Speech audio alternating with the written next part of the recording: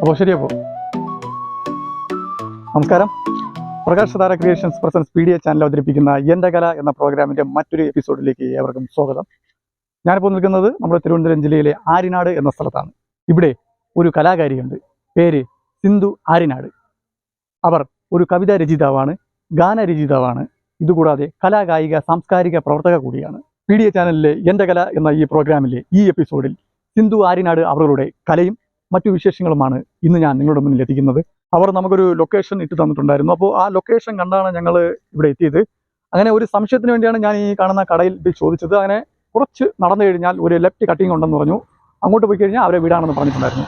അങ്ങനെ P D A ചാനലിലെ എൻ്റെ കല എന്ന ഈ എപ്പിസോഡ് സിന്ധു ആര്യനാട് എന്ന കലാകാരിയുടെ വിശേഷങ്ങളും മറ്റു കാര്യങ്ങളും നമുക്ക് എങ്ങനെയാണെന്ന് ചോദിച്ച് മനസ്സിലാക്കാം.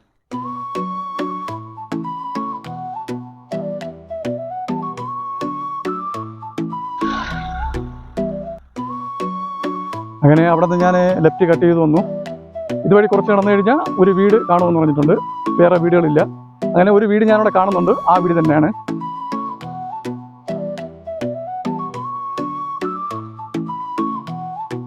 അങ്ങനെ വീട് നമ്മൾ കണ്ടുപിടിച്ചു.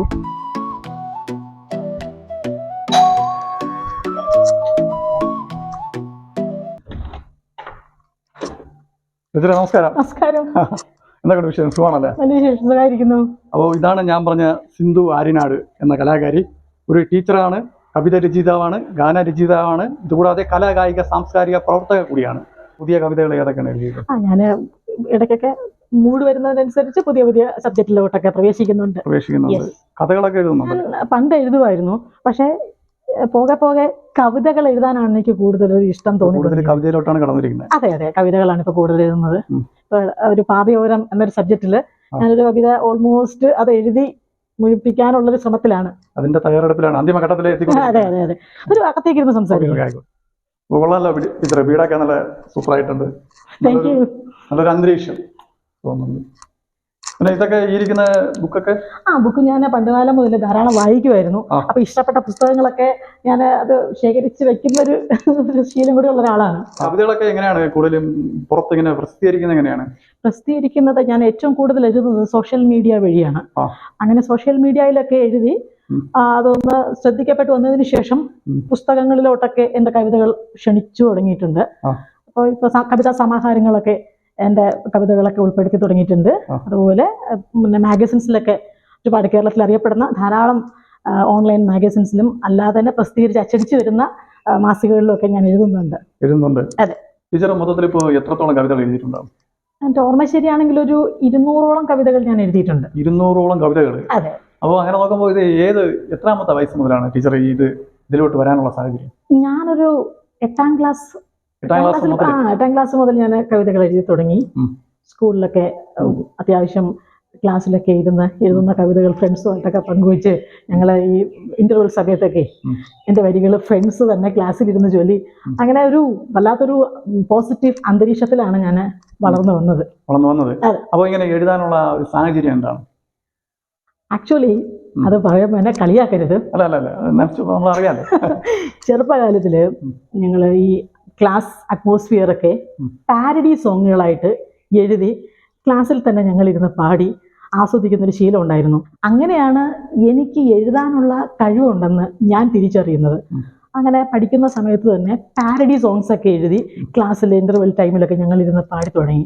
അപ്പോൾ 1-2 സുഹൃത്തുക്കൾ പറഞ്ഞു, ഈ പാരഡി സോങ്സ് അല്ലാതെ സിന്ധുവിന് മറ്റെന്തെങ്കിലുമൊക്കെ എഴുതിക്കൂടെ?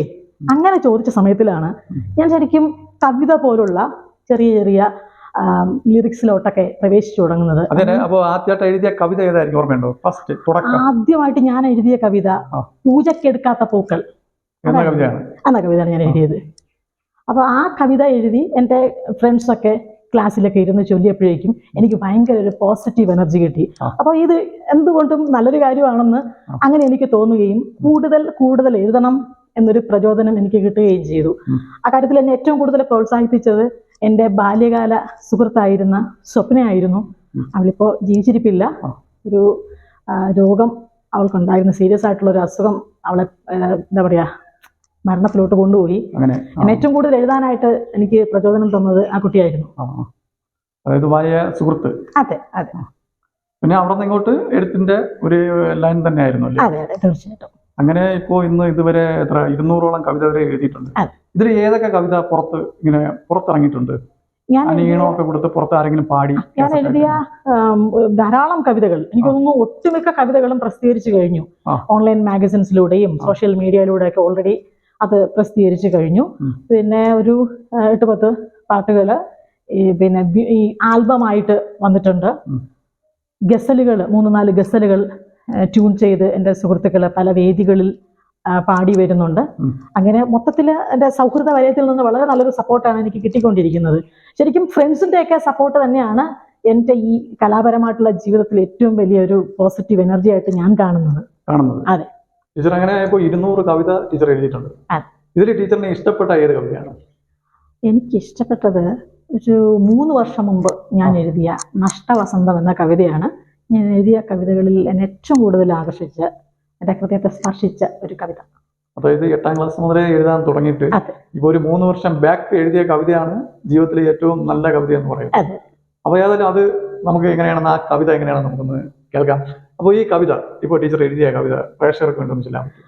ആക്ച്വലി ഞാൻ കവിതകൾ എഴുതും എന്നുള്ളതല്ലാതെ എനിക്ക് ഭംഗിക്ക് ചൊല്ലാനൊന്നും അറിയത്തില്ല. എൻ്റെ കവിതകൾ മറ്റുള്ളവര് ട്യൂൺ ചെയ്ത് ചൊല്ലി അവതരിപ്പിക്കലാണ് പതിവ്. പിന്നെ ചോദിച്ച സ്ഥിതിക്ക് എന്നാൽ കഴിയുന്ന വിധത്തിൽ ഞാനൊന്ന് ട്രൈ ചെയ്യും.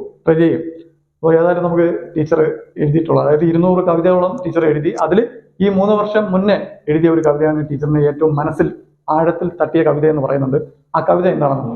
നെഞ്ചിലെരിയാ കനലരിയുമ്പോഴും പുഞ്ചിരി തൂകാൻ കൊതിപ്പവർ നാം, സ്നേഹമീ ലോക ജീവന്റെ സ്പന്ദനം, സ്നേഹസമ്മാനമോ കണ്ണീർ കണങ്ങളും, പാടാതിരിക്കുക തെങ്ങിനെ ഞാനിനി, പറയാതിരിക്കുവാനാകുമോ ഈ വിധി, നഷ്ടവസന്തമേ നീ തന്ന നോവിൻ്റെ ആഴിതന്നാഴത്തിൽ മുങ്ങിക്കിടപ്പു ഞാൻ, ആഴിതന്നാഴത്തിൽ മുങ്ങിക്കിടപ്പു ഞാൻ. കവിത സൂപ്പറായിട്ട് ചൊല്ലിയല്ലേ?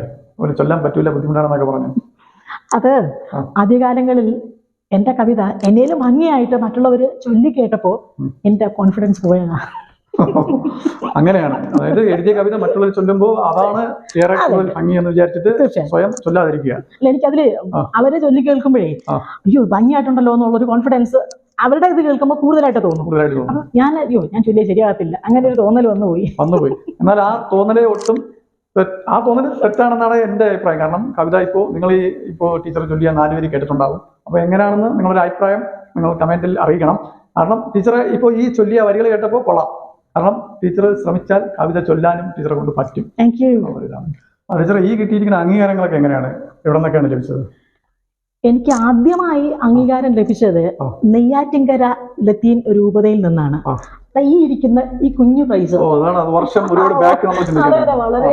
വർഷങ്ങൾക്ക് മുമ്പ്, എനിക്ക് തോന്നുന്നു ഒരു 20 years ബാക്ക് എന്നെ തേടി എത്തിയ ഒരു സമ്മാനമാണ്. ആ സമയത്തില് നെയ്യാറ്റിൻകര രൂപതയുടെ കലോത്സവം സംഘടിപ്പിച്ച സമയത്തില് ഞാൻ എഴുതിയ കവിതയ്ക്കും കഥയ്ക്കും കഥാപ്രസംഗത്തിനും പ്രസംഗത്തിനും ഒക്കെ ഒരുപോലെ ഫസ്റ്റ് നേടി. വലിയ സമ്മാനം. അന്ന് നെയ്യാറ്റിൻകര രൂപത എന്നെ കലാ തിലകമായിട്ട് തിരഞ്ഞെടുത്ത് എനിക്ക് സർട്ടിഫിക്കറ്റും സമ്മാനമൊക്കെ നൽകിയിരുന്നു. അതിനുശേഷം കേരള സർവകലാ സംഘം എന്റെ കലാ സാംസ്കാരിക പ്രവർത്തനങ്ങളെ പരിഗണിച്ചുകൊണ്ട് എന്നെ ആദരിച്ചിരുന്നു. തെക്കൻ സ്റ്റാർ മീഡിയ അവരുടെയും അംഗീകാരം എന്നെ തേടിയെത്തിയിരുന്നു. നിലവില് ലയനം എന്ന പേരിൽ ഒരു കലാ സാംസ്കാരിക വേദിയുണ്ട്, ഞാൻ അതിന്റെ സെക്രട്ടറിയാണ്. അതെ അതെ. അപ്പൊ 5-6 വർഷത്തെ എന്റെ പ്രവർത്തനത്തെ പരിഗണിച്ചുകൊണ്ട് എനിക്ക് അവരും ഒരു സ്നേഹാദരം നൽകിയിരുന്നു. അപ്പോൾ ഇപ്പോ എങ്ങനെയാണ്, ഇപ്പോ പുതിയതായിട്ട് ഏതൊക്കെ വർക്കുകളാണ് ചെയ്തുകൊണ്ടിരിക്കുന്നത് കവിതകൾ? ഏറ്റവും കൂടുതൽ ഞാൻ എഴുതുന്നത് ലിറിക്സ്, ഗാനങ്ങൾക്കായിട്ടുള്ള ലിറിക്സ് എഴുതുന്നുണ്ട്, ഗസലുകൾ എഴുതുന്നുണ്ട്. കൂടുതലായിട്ടും എഴുതുന്നത് കവിതകൾ തന്നെയാണ്.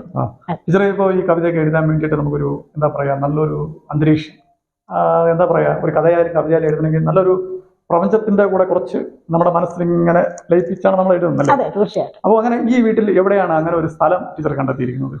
ഞാൻ കൂടുതലായിട്ട് എഴുതുന്നത് എനിക്കൊരു പേഴ്സണൽ എഴുതാനായിട്ടൊരു സ്പേസ് ഞാൻ സെറ്റ് ചെയ്തിട്ടുണ്ട് സ്റ്റേജിൽ. അപ്പൊ നിങ്ങൾക്ക് കാണാൻ താല്പര്യമുണ്ടെങ്കിൽ തീർച്ചയായിട്ടും ഞാൻ കാണിച്ചു തരാം. ഓക്കെ, അത് കാണാമല്ലോ, തീർച്ചയായിട്ടും. അങ്ങനെ ടീച്ചർ ഇപ്പോൾ 200 കവിതകൾ, അതിലൊരു എനിക്ക് തോന്നുന്നത് ഒരു 100 കവിതയൊക്കെ ഈ വീട്ടിൽ വന്നതിന് ശേഷമായിരിക്കും. അതെ അതെ, തീർച്ചയായിട്ടും ഇവിടെ വന്നതിന് ശേഷം 100 കവിത. ഈ വീട് പുതിയതായി വെച്ചു, ഇവിടെ താമസത്തിന് വന്നതിന് ശേഷമാണ് 100ഓളം കവിതകൾ എഴുതിയത്. അപ്പോൾ ആ എഴുതാൻ വേണ്ടിയിട്ട് നമുക്കിപ്പോൾ അറിയാം, നമ്മൾ കഥയും കവിതയൊക്കെ എഴുതുന്നവരെ നിങ്ങളിൽ പലരും കാണും. എന്നാലും നമുക്കൊരു സ്ഥലം വേണം, ഒന്നും നല്ല മൈൻഡിൽ എന്തെങ്കിലുമൊക്കെ നല്ല വാക്കുകൾ വരാൻ ഇല്ലാതെ. അപ്പോൾ അങ്ങനെ ടീച്ചർക്ക് ഇവിടെ ടീച്ചറിൻ്റെതായ രീതിയിൽ ഒരു ചെറിയൊരു സ്ഥലമുണ്ട്. അപ്പോൾ ആ സ്ഥലം എന്താണെന്ന് നമുക്ക് കാണാം. ഇപ്പോൾ ഈ വീട് പുതിയത് ഇപ്പോൾ ടീച്ചർ പണിതിട്ട് എത്ര വർഷമായി കാണും? ഞാനിത് പണിതിട്ടൊരു 7 വർഷം കഴിഞ്ഞിട്ടുണ്ട്. 7 വർഷമായിട്ട്. അവനെ ഒരു ഫോട്ടോ ഒക്കെ വളരെ സൂപ്പറായിരിക്കും. ഇത് ആരെങ്കിലും വരച്ച ഫോട്ടോയാണോ അതാ? ഇത് വരച്ചിട്ട് അതിനെ ഫ്രെയിം ചെയ്ത് തന്നതാണ്. എൻ്റെ കൂട്ടുകാരത്തെ ഗിഫ്റ്റ് ചെയ്തതായത്. ഓ, അങ്ങനെ ചെയ്തതാണ്. അതെ, വീട് പാലിയച്ഛന്. അതെ, വീട് പാലിയച്ഛൻ്റെ സ്ഥാനത്തിൽ. Okay okay.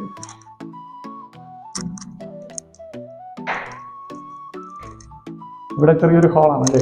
അതെ അതെ, വരും. ഇതാണ് ഞാൻ ആ പറഞ്ഞ എൻ്റെ എഴുതാനുള്ള ഇടം.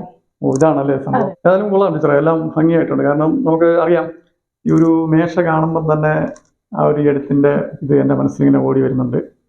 അപ്പോൾ ഇവിടെ ഇരുന്നാണ് കംപ്ലീറ്റ് 100 കവിതയും എഴുതിയത്. അതെ, ഇവിടെ ഇരുന്നാണ് എഴുതുന്നത്. ഇവിടെ ഇപ്പോൾ ആരൊക്കെ വന്നിട്ടുണ്ട് ടീച്ചറെ? ഇവിടെ എൻ്റെ എൽഡർ സിസ്റ്ററും ആളുടെ ഹസ്ബൻഡും വന്നിട്ടുണ്ട്. അപ്പോൾ ഇവിടെ വന്നിട്ടുള്ള അവരെ കൂടെ നമുക്കൊന്ന് പരിചയപ്പെടാം. നമസ്കാരമുണ്ട്. നമസ്കാരം. അപ്പോൾ ഇവിടെ വന്നു. അപ്പോൾ സിന്ധു ടീച്ചറിന്റെ കവിതകൾ ചൊല്ലില്ലെന്ന് പറഞ്ഞ് നല്ല അടിപൊളിയായിട്ട് 2 കവിത നമുക്ക് വേണ്ടി ചൊല്ലുകയും ചെയ്തു. എല്ലാം അതിമനോഹരമായിട്ടുണ്ട്. അപ്പോൾ 200ഓളം കവിതകളൊക്കെ എഴുതിയിട്ടുണ്ട്. അപ്പോൾ ആര്യനാടിൻ്റെ ഒരു നല്ലൊരു കലാകാരിയാണ് സിന്ധു ടീച്ചർ. എങ്ങനെയാണ് ഇപ്പോൾ താങ്കൾ ഇതിനെ കാണുന്നത്? എങ്ങനെയാണ് ഇപ്പോൾ താങ്കളിവിടെ വന്നിട്ട് ഇപ്പോൾ എത്ര വർഷമായി കാണും ഈ ഭവനത്തിലേക്ക്? ഞാനിവിടെ എൻ്റെ ചേച്ചീനെ വിവാഹം കഴിച്ചിട്ടൊരു 29 വർഷമായി. 29 വർഷമായി. അപ്പോൾ 29 വർഷമായപ്പോൾ ടീച്ചർ ഇപ്പോൾ എത്രാം ക്ലാസ്സിൽ പഠിക്കുന്നുണ്ടായിരിക്കും? അന്ന് 9ാം ക്ലാസ്സിൽ പഠിക്കുന്നു. 9ാം ക്ലാസ്സിൽ പഠിക്കുന്നുണ്ട്. അപ്പോൾ അന്ന് മുതൽ എങ്ങനെയാണ് എഴുത്ത് ഒക്കെ അറിയുന്നത്? അന്ന് ഈ പറയും പോലെ എനിക്ക് സഹോദരൻ ആരില്ല. നമ്മളെ കുഞ്ഞാനിയത്തെയാണ്. അപ്പോഴന്ന് സ്കൂളിൽ പോകുമ്പോൾ ഓടി വന്ന് ചേട്ടാ നമ്മളെ ഒരു പരുവാണ്. അപ്പോഴാ നമുക്കറിയാം ഈ അന്ന് ബുക്കുകളിൽ വെച്ച് രീതിയിലൊക്കെ അന്ന് കുറിച്ചു റെഡികളുണ്ട് ആൾക്ക്. അപ്പം ചുമ്മാ പാടിക്കൊണ്ടിടക്കുകയും അങ്ങനെയൊക്കെ ഉള്ള ഒരു സ്വഭാവം അന്നും ഉണ്ട്. പക്ഷെ അന്ന് ഇന്നിപ്പം നമുക്ക് ഇത്രയും കാര്യങ്ങൾ നമ്മൾ ഇത് കാണുമ്പോൾ കേൾക്കുകയും ചെയ്യുമ്പോൾ നമുക്ക് അഭിമാനമുണ്ട്. കാരണം നമുക്കിപ്പം ഇതുപോലുള്ള വ്യാധികളും നമുക്ക് ഉണ്ട്, എങ്കിലും നമുക്ക് അങ്ങനെ ഒരു ഇതിലൂടെ നമുക്ക് വളരാൻ പറ്റാത്ത ആ ഒരു ഇത് മറ്റൊരാൾക്ക് കിട്ടുമ്പോൾ നമുക്ക് സന്തോഷമാണ്. എനിക്കൊരു കലാവാസന ഉണ്ടെങ്കിൽ അതെൻ്റെ മോൻ ചെയ്യുമ്പോൾ എനിക്ക് ഭയങ്കര സന്തോഷമാവില്ലേ എന്ന് പറഞ്ഞതുപോലെ അത് ഇങ്ങനെയുള്ള ഈ കലാവാസനകൾ പ്രോത്സാഹിപ്പിക്കുക എന്ന് പറയുന്നത് എനിക്ക് ഭയങ്കര ഇഷ്ടമാണ്. അതിനെ നല്ല രീതിയിൽ നമ്മൾ ആസ്വദിക്കുന്ന ഒരാളാണ്. അപ്പോൾ ആ നില വെച്ച് നോക്കുമ്പോൾ നമുക്കൊരു അഭിമാനമാണ്. കാരണം നമ്മുടെ കുടുംബത്തിൽ ഒരാളിങ്ങനെ വരുമ്പോൾ നമുക്കൊരു 100 പേര് അംഗീകരിക്കുന്ന, അല്ലെങ്കിൽ 10 പേര് 10 പേര് 100 പേരായാലും 5 പേരായാലും അല്ലെങ്കിൽ ഒരാളായാലും അംഗീകരിക്കുക എന്നാണ് ഭയങ്കര ഇതാണ്. അപ്പോൾ അത് എല്ലാവർക്കും ഒരു ഇതാണ്. അപ്പോൾ അന്ന് മുതലേ കാണുകയാണ്. അപ്പോൾ അന്ന് മുതലേ നല്ലൊരു സപ്പോർട്ട് ടീച്ചർക്ക് കിട്ടുന്നുണ്ട്. അപ്പോൾ ഇനിയും ടീച്ചറിന് നല്ല നല്ല കവിതകൾ എഴുതാൻ സാധിക്കട്ടെ. അതുപോലെ തന്നെ മറ്റു നല്ല നല്ല അവസരങ്ങൾ ടീച്ചറെ തേടി വരട്ടെ എന്ന് ഞാൻ ആശംസിക്കുകയാണ് ഈ അവസരത്തിൽ. അങ്ങനെ PDA ചാനലിലെ എൻ്റെ കല എന്ന പ്രോഗ്രാം ഇവിടെ അവസാനിക്കുന്നില്ല. വീണ്ടും മറ്റൊരു കലാകാരനുമായി നിങ്ങളുടെ മുന്നിൽ വരുന്നവരെ ഏവർക്കും ഞങ്ങളുടെ നമസ്കാരം.